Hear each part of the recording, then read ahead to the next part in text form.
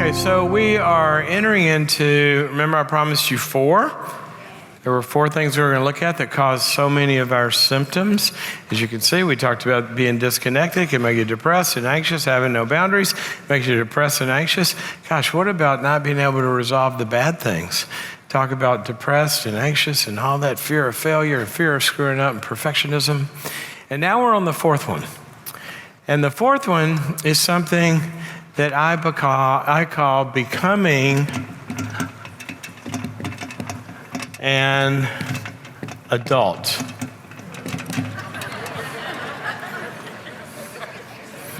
That's funny.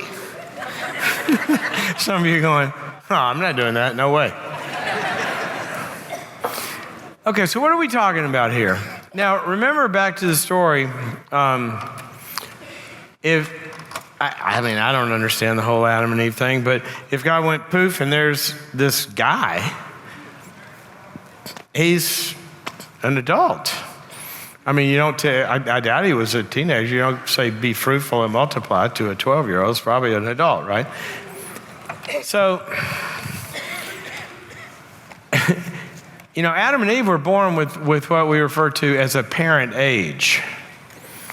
1 second old, and they look 40 maybe. Think about that. Insert that into some of your how old is the creation arguments. Boom, there's a full tree. How old is that thing? I don't know. I don't understand all this stuff. Anyway, we're off point. But the real point is Adam and Eve were created, as you read the story, boom, adulthood. Everybody since then has had to get there in a process, okay? It's like baking a cake. And some people are underbaked, some people are half-baked, and some people are overbaked. Because the process doesn't always go like it's supposed to. And I've made cakes before. Sometimes it's not the time issue. Sometimes it's the ingredients that get put into the mix. And sometimes in our growing up years, always in a fallen world, there's some ingredients we're going to miss and some ingredients that were put into it that we spilled the dog food in there. That shouldn't be there. So now we're talking about moving into something, the Bible's word for this is maturity, which actually means ripe or complete. When you see the word perfect in the New Testament, for it says, you are to be perfect as your heavenly Father is perfect.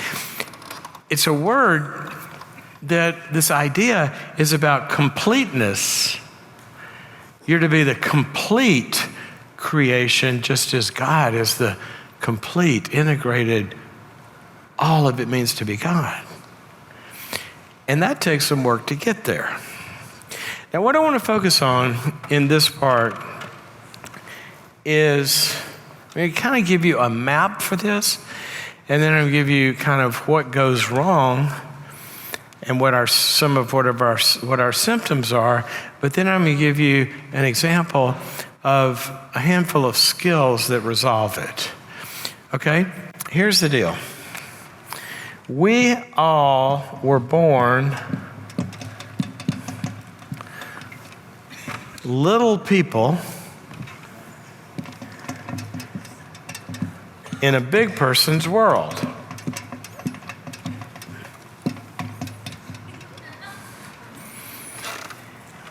Hey, people have different gifts, okay? Now, I want you to notice something here. Please understand this word, because if you understand this word, just the understanding of it and the application of it can in itself resolve so many problems, especially related to anxiety and related to fear of failure. The word is under. Under. See this? Galatians 4 describes it this way. It says, when we were children, we were under guardians and managers. So every human is born, by definition, de facto, in a one-down relationship to the big people. They know where the food is. They have the keys to the car. They have the money. They have the knowledge. And we're under them. And they do two essential things, as Paul says. We are under guardians and managers. And what they do is they guard us and protect us from things that we're not mature enough to guard and protect ourselves from. They also manage us. Now, what does a manager do? A manager manages resources and processes to an outcome, because the outcome is what the rest of the passage says: under guardians and managers until the date set by the father, the date of adulthood, the bar mitzvah or the bat mitzvah. And that is when a person becomes one of us. And now, as we'll get to, because it's going to be a process, got to get to becoming an adult. And that takes managing a process. So, for example, one way of looking at this is, what is a parent? What kind of figure do we call them? Blank figure. Authority.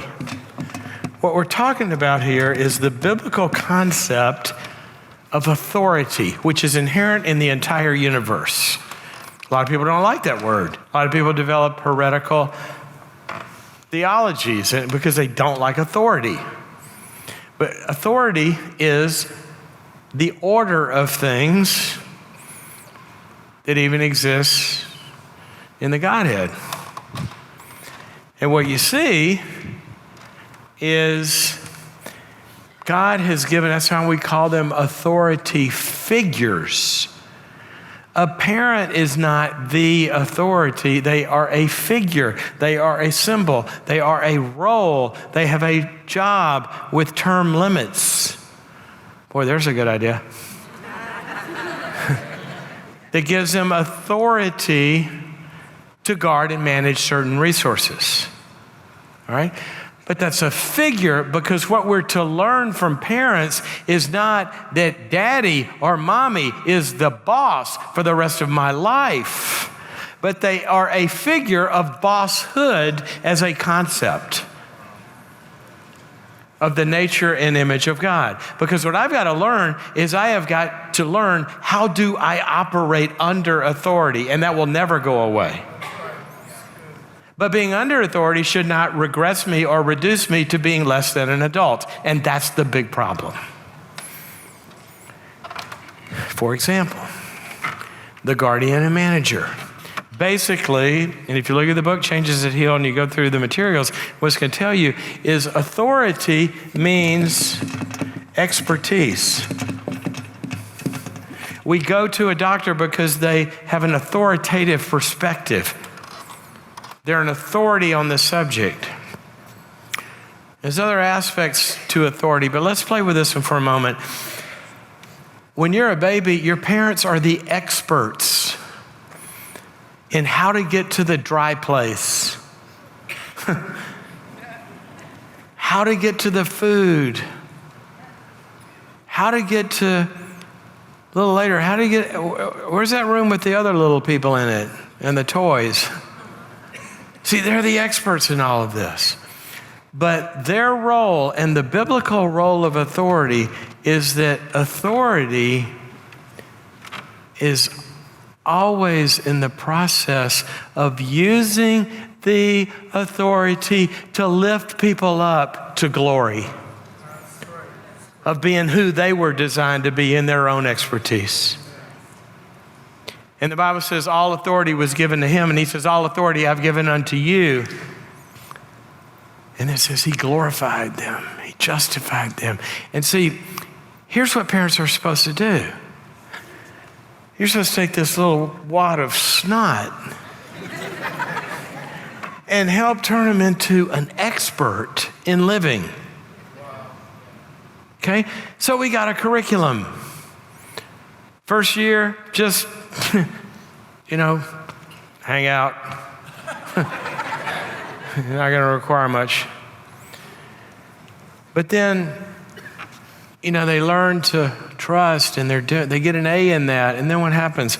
Well, then what we're going to do is it's time to pass on authority and expertise by managing the process. And so we know how to hit the Cheerios in the toilet. Now you're going to aim and try. Okay? So what happens is authority is being used not to keep somebody down and never give them the opportunity, the freedom to do that, but pray to God that they will learn how to do it and then hand it over to them. So what we do is the authority is providing resources and abilities and opportunities and correction and coaching and consequences and everything. And finally, they know how. Well, the first one is to get the food in the mouth where, you don't have to feed them anymore. You can finally, at least check your messages or something because they're hitting the right place. It's not on their forehead. That takes a little work. And then they learn they get to go to the bathroom by themselves. I remember when Olivia, our oldest, got time for toilet training. So, I'm a psychologist. I know how to do stuff like this, right? So I go, this has been done before. It's not that difficult. But one of the things you got to do is you got to kind of create a little desire. So I said, the first thing we're going to do is we're going to buy the cool little potty and we're going to put it in there and just let her kind of get curious for a while. And then she's going to kind of, want. So one day we're sitting in the den. Olivia's, 16. No, I'm kidding. She goes, I want to go big potty. And Tori and I are sitting there. We said, yeah, you know where it is. It's down. I'll go try it. Go do it. So she runs down, and then she goes in the bathroom, and then we don't hear anything. And she's like silent, and then she's silent, and she's silent. What's going on down there? And then she goes, I need a magazine. So you see, there's a little modeling that happens in this process. So then, okay, they're good at that. So what do? We delegate that to them. See, authority delegates. It doesn't control, it delegates. I don't want to do that for my kids anymore, the body thing. Okay? Nor do I want to decide if their friends are going to spend the night, as I've already told you. So we get that one, and then we take them out. We're going to teach them how to play with other kids. And so now they go to the little gatherings in the preschool, and then they're learning. And they're gaining expertise. Mommy, I don't like Johnny. Why? Johnny puts gum in my hair. Way to go, kid. You're learning to discern a bully from a nice kid. You get good at that. Who you want to play with today, Joey? See, we start to delegate where they're learning to form their own friends. And we give that to them. Then we take them to school, and you put them in classes. And we tell them what they're going to learn. They get good at those. They get a little more. We start to delegate. You can have some electives because now you're finding your own interests and your own talents. All the way up to, at some point, 18, we hope, right? California, it's 47. They're supposed to be one of us. Now, this thing can go haywire in a couple of different directions. Some parents are hell-bent, and I kind of use that word intentionally, on keeping their children under their management. I was talking to somebody the other day. Their kids are like starting to at least see the teenage years, and they said, well, what do you do with a teenager? I've got 2 girls, and what about? I said, I'm going to tell you the truth. The teenage years have been literally, take everything I've ever done, the most fun I've ever had in my life. And they go, what? 2 teenage daughters? I said, it's a blast. And we start talking about that. And as we started to kind of unwrap the concept, I said, look, I mean, there's stuff that happens, and you got temperament. And I know it doesn't like fall out of the sky. It's not easy, and it's not without drama, and it's not without stuff. But the big problems come in teenage years when parents set themselves against the created order of God. You will lose if you ever set yourself against the created order of God. God has wired this little person to get out from under your guardianship and managership. Wired them.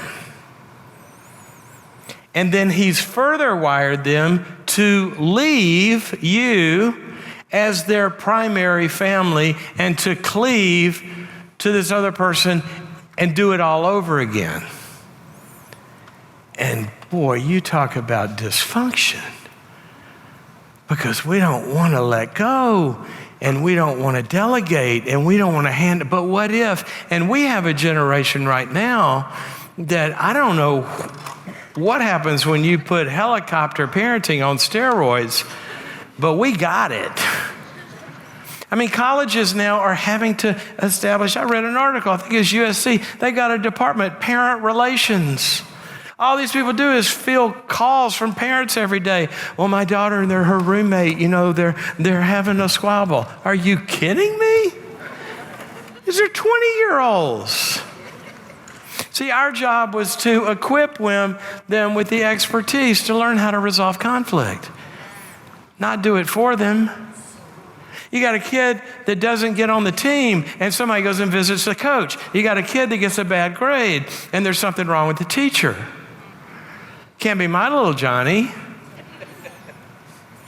mean, there's 1,000 ways that this goes wrong. And parents are so standing in the wind of what God is blowing through this kid's design to become self-governing at a certain age. Our job is to assist that process. Now, on the other hand, we can screw up in the other way. We can think they're ready for stuff long before they are. So our job as parents in this window is basically two things. You guard them and you manage them. And let me give you the two things in terms of them. Certainly you have to guard them from the outside world, predators and all that. But here's the two things you need to guard them from. Regression and omnipotence. Regression is when it's time for me to step up as a kid and do something I can't do, I'm afraid to do, it scares me to do, it's too hard. And they want to regress to a little younger age because that's where they feel safe, and they want to move away from the anxiety of doing something new and doing something hard. And we have to guard them from that regression.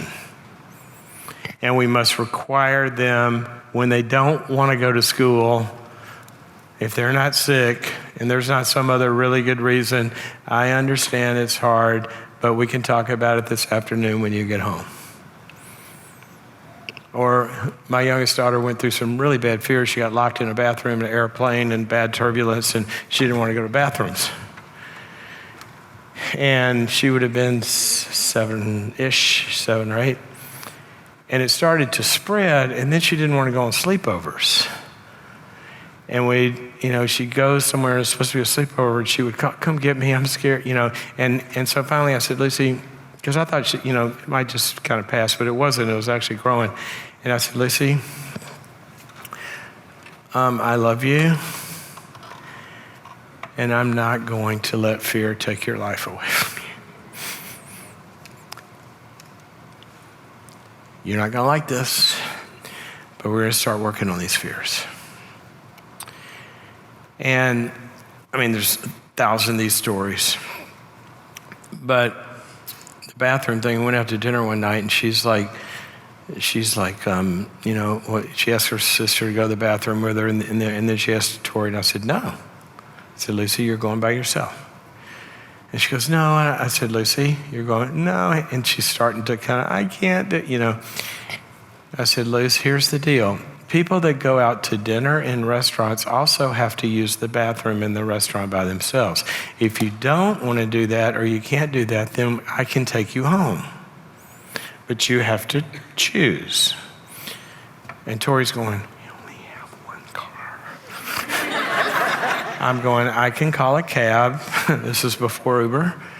I said, I can call a cab. And Tori's going, you really going to do this? And so, and then Lucy's starting to protest, and she's scared, and she is scared. And I'll walk with her and help her, but she's going to do this, or she's got to do this. So she really starts to melt down. Talk about regression. And so I said, Lucy, you got to stop crying, or we're going outside. No, I don't want to go outside. So then and now the restaurant is going, what the heck? And so I got to pick her up. I mean, she's really, she's turning on the juice here. And so, or pick her up and I grab it, start taking her outside. All I can see is, all over the internet, parenting author gets arrested for child abuse, So, so I take her, and she's like, I said, Luce, come on, we're going. And so we start to walk down to where I said, I'm going to call the cab. And she said, I want to go. I said, and then we get about this far. She goes, okay, I'll do it. I said, are you sure? I said, yeah. So, we kind of get through the first one. And then she's on a sleepover, and she calls in, Mom, come get me. And Tori's going, I got to go. I said, no, tell her good night. We have fun. Or not, wasn't that abrupt, but you're staying. Well, long story short, I mean, she's 16 now, and we just never see her. She's out on sleepovers and doing stuff and all this kind of stuff because, I know how fear works. The point here is not about how to face fears, because each one's individual and you have different recipes, and sometimes you can't force them like that, so don't take that as a total treatment. But here's the deal. I had to protect her from her avoiding adult functioning or age-appropriate functioning. An 8-year-old can go to the stupid bathroom or have to learn how to, unless there's a disability. So I got to protect her from what she doesn't want to do, as well as the outside world. The other guarding is you got to protect them from what they think they're ready to do when they're not. Drive too early, or drive too far after they have their license. Or, I live in Los Angeles. When Olivia first got her license, no freeways. Oh, yes, I can. The party's down there. Olivia, you're not going on the freeway until, I remember when she was learning to drive. How many of you have had your kids learn how to drive yet? Is that the worst week of your life, the first time? You're sitting in that chair and she's over there. I have no controls. And she goes, look, I can do it. And so then she wanted to take the car somewhere. And she goes, Daddy, I can do it. I can drive. I said, Olivia, let me give you the definition of you can drive. You can drive when I can sit here and not fear for my life. That's when you can drive. Not when you think you can, but when I am no longer afraid. That's your job description. Make me feel comfortable. But see, we got to protect them in their grandiosity because they want freedom they're not ready for. And then we got to manage that process with skills building and all that kind of stuff. So let's talk about the symptoms a little bit. Now, some of you came from homes. Our family had all of its stuff. But I was really fortunate in that I had a World War II father who was a first sergeant in Europe for 4 years in the world, in World War II, had a lot of medals, and was kind of everything a World War II sergeant is. And also very compassionate, very loving. And he was always both giving me opportunities to learn, but letting me fall on my face. And that's one of the things that in my own life I'm most grateful for, because what we see here is a lot of times that parents, they don't want their kids to have to struggle. There's no such thing as growth without struggle. The word in Romans, when it says we have tribulations and trials, but it produces character and hope, the word there means a dilemma from which there is no escape. That's a trial that produces character. No, you can't come home, Luce. You got to spend the night there. There's no escaping this. You're going to do this, or whatever the task is. So this thing of downloading, I was going to tell you a story about my father. I'll try to make it quick. When I was a freshman in college, went to college in Texas, and I fell in love and had the greatest girlfriend. Nobody told me she was the governor's daughter. And then I found out, and in Texas, the governor's kind of a big deal. You know, I live in California. Who knows what's going on there? And so people are like, oh, you got to go meet the father, and you know, you got to meet her, and you're 18 years old, and you got to meet your girlfriend's father, and it's really scary. So that summer, I lived in Mississippi, and they invited me to come spend a week with them, and so I had to drive to Austin to the governor's mansion and pick her up, and I drove there, and I'm scared that I got to go meet the father, I got to meet the governor, and then so I go pick her up, and then she decides she wants to take some stuff, and my car's too small, so we decided to take her car. So I'll say, I'll drive. I pull out of the governor's mansion, I do an illegal U-turn, and I get hit head on by a dump truck, and I totaled her car in front of the governor's mansion. You know, the helicopters, the fire trucks, the thing is totaled, it's in flames. Neither one of us is hurt, but I am seeing my life flash before. I got to go meet the father and stay with him for a week, and I just totaled his car. And he's the governor. I call my dad. I said, Daddy, I just had a wreck. He said, are you okay? I said, yeah. He said, is she okay?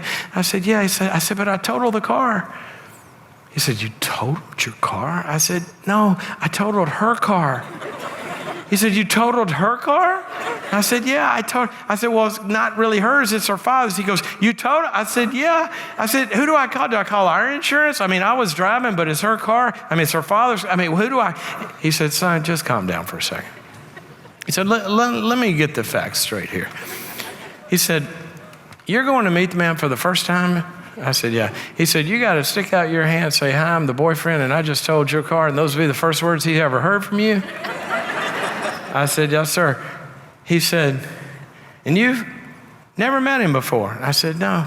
He said, the car's really totaled. I said, yeah, who do I call? Here's what he said. He said, son, if you're old enough to get yourself in a mess like this, he said, you're old enough to get yourself out, but please call me and tell me how you did it. And he hung up the phone.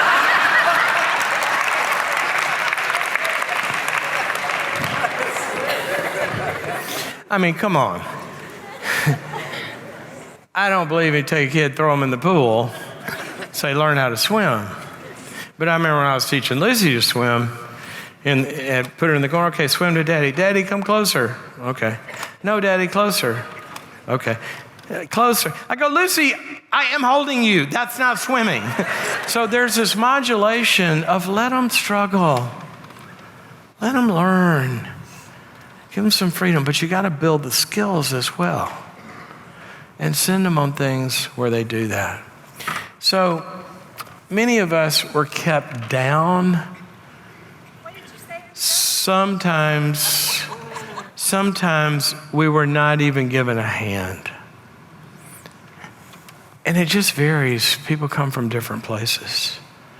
Some of you are ruled with an iron fist, and you got to break off. You need to have an overthrow of the government in your head, because the symptoms are, what happened is you feel like this, and you're 40 years old, and you go into a meeting, and you feel like the little boy at the man's table, and then you have to have inferiority and anxiety or this, that, and the other, or sometimes, obviously women have the same thing. We get stuck feeling like a little person in a big person's world. And Jesus said this, and God, I pray that these words might fall on the hearts of everybody that hears them. He said, Do not call anyone on earth your leader, your teacher, or your rabbi, for you are all brothers, and you have one Father. Nobody's your parent, but we have roles of authority. We have bosses. We have leaders. We have shepherds, we have pastors, we have authorities in government. And the only way we will ever be able to serve one of these authorities is if we feel like an equal human being to them under God with a different role. That way, when I say yes to my boss, I will submit to you. I don't feel put down by my boss. It is a self-affirming decision because I'm the one that chose up to be in his army or her army. And when I don't submit to a boss that I've chosen to be under, I am basically a divided person because I'm the one that signed up. And that's why God says, we're not slaves to him. A bondservant was a slave that had been freed and loved the master so much, came back and said, I still want to serve you out of my own choice. And they don't have a beef. But see, we can only do that if psychologically, emotionally, we have gotten there. And so when we're stuck down here, here's some symptoms. Depression. I'm never good enough. I'm always approval seeking. Jesus said, don't seek the approval of man. It is a snare. Anytime we're looking for approval from people, not only have we lost direction from God, but we've also lost direction internally from our own expertise that should be giving the fruits in that scenario. It's like a golfer or a baseball player or a basketball player that's thinking about the score and they go into a slump and they can't perform anymore. You got to get them lost into the expression of their expertise. They'll blow that score away. But not if they're scared of feeling judged or scared of fear of failure. So the anxiety that goes with this, the addictions that goes with this, the rebellion that goes with this, the lack of being able to bosshood other people, the being a horrible tyrant of a bully boss, or being the horrible team member because you got to always be one up or one down. You can't be peers and brothers and sisters, or being underneath authority, that's a real problem. So we got all these symptoms. But the resolution is learning our expertise and doing the skills that the Bible tells us. We've got to start making our own decisions and having our own opinions and disagreeing sometimes. Just because you're with a boss doesn't mean you don't have other opinions, and it may be affected to a lot of other symptoms. I remember a woman came in to see me one time I said, how can I help you? She said, I've got a sexual problem. And I said, what? She said, well, I've been married about a year. She said, I love my husband. He's so great. We're really in love. She said, but I just don't feel anything. My body just won't respond. So I'm kind of, asking her a bunch of questions and doing some diagnostic stuff. And I'm kind of getting a picture of what I think's wrong. And I said, let me ask you a question. Do you have a couple of women in your life that you really look up to?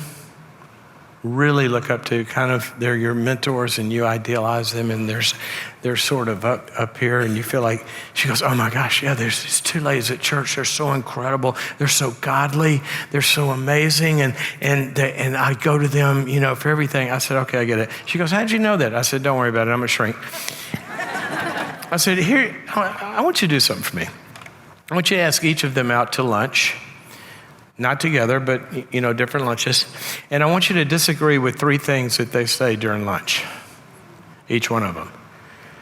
She says, well, I wouldn't disagree because they know everything. Why would I ever disagree? They're the ones I look.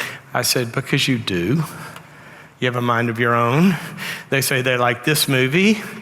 Just say, well, my favorite is this movie. They say, I'm going to have the pie. You say, yeah, I really don't like pie. I like this. I just want you to do that 3 times.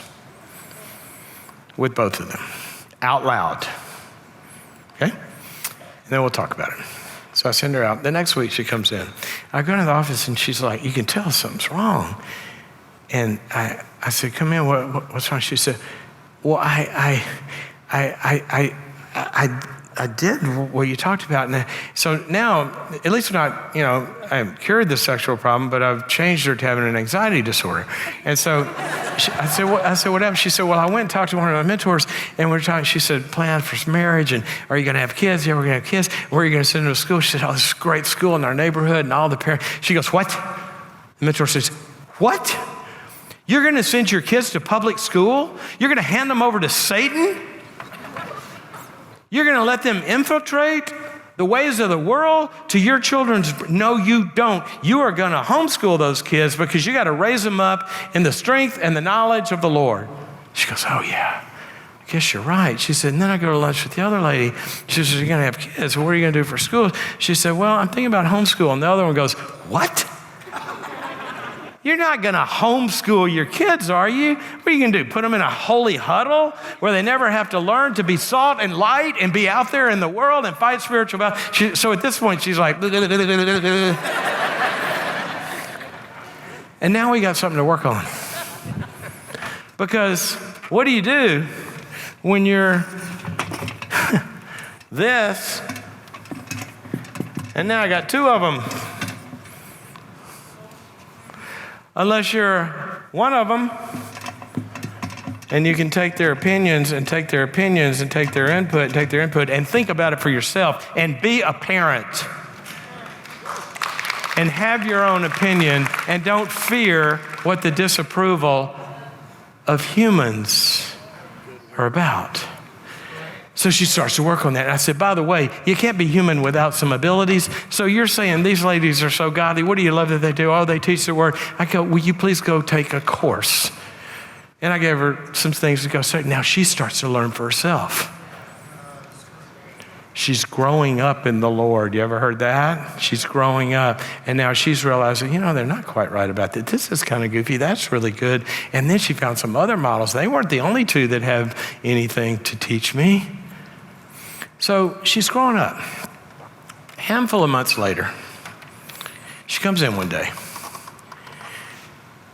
She sits down and she goes, I don't know how to explain that. I said, what? She said, she said, well, tell me about this sexual thing. And she said, well, last night we were in bed and my husband, he started to, and I said, what? And then I said, don't do it here, just tell me. And she starts describing this experience. She said, my body, I've never felt that before. And I said, of course. She said, why? I said, because children who haven't gone through adolescence repress their sexuality, and their body represses, and they don't feel things, and they can't be in touch. And you were under parents as a 27-year-old, which is way longer, too much in the oven. And you started to grow up, and now you're a big person. And God says, go enjoy what I gave big persons' bodies to have. Now, I give you that illustration for this. Remember the Tylenol?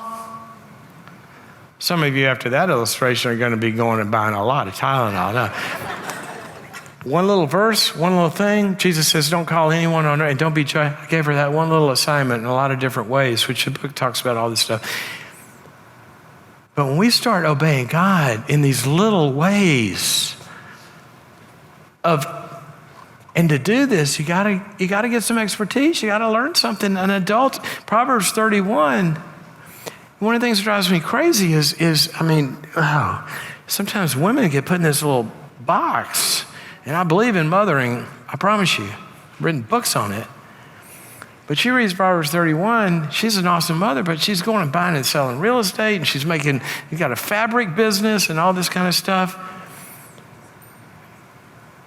To feel like an adult, we got to learn where the food is. You got to develop some expertise. Take your God-given talents and use them in daylight. Go teach something. Go develop a skill. God gave us, we're supposed to be fruitful, and that's part of adulthood. And if your parents didn't encourage you to grow up and learn skills that at the end of the day produce fruit, then a body of Christ here will come and mentor you and join you and get you to a place where each and every day you've got something good, some plow to put your hand to, that at the end of the day, it feels good to do your tasks because they had a purpose and they had meaning. And as we grow up and become adults, you will see all sorts of symptoms begin to disappear. God bless you. I'm just inviting you to remember, don't ever try to resolve an emotional problem without grace, truth, and time. Don't ever try to do it on your own, but get connected. Don't ever let anybody control you, but get good boundaries. Whatever bad things have happened, process those and never lose sight of the ideal and the getting better. And then finally, grow up to be an adult and you can get invited to some pretty good parties. Okay? God bless you guys.